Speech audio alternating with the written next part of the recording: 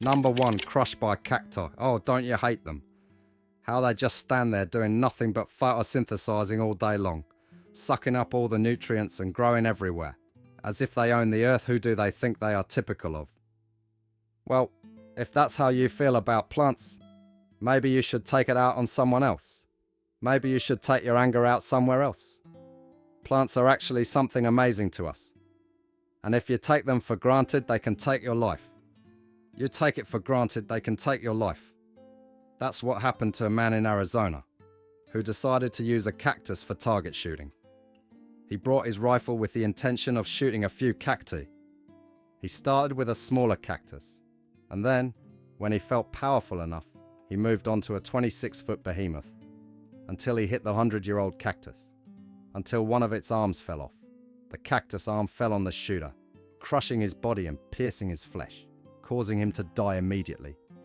Although this death is tragic, I can't help but feel sympathy for the cactus. He avenged his little friend and protected himself from danger. Number 2, the longest bearded men in the world, and maybe some hairy women, but mostly men.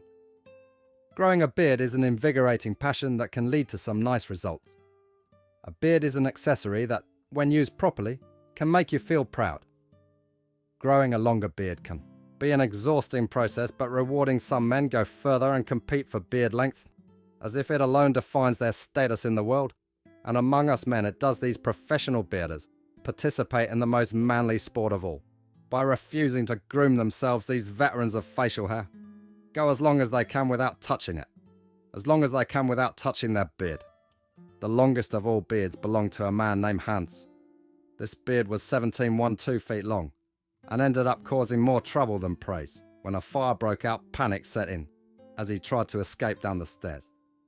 Number 3, in the early days of colonial America, there weren't many ways to get reliable information. So when something broke or went wrong, you had to find out why and fix it.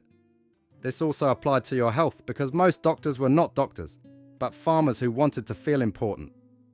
So when Governor Morris was faced with a painful blockage in his urinary tract, he had 2 choices. Either he could put his health in the hands of someone with a degree, or he could put his health in the hands of someone who won his degree as a carnival prize, or he could roll up his sleeves, put on Marvin Gaye, and get off with an old Wales whisker.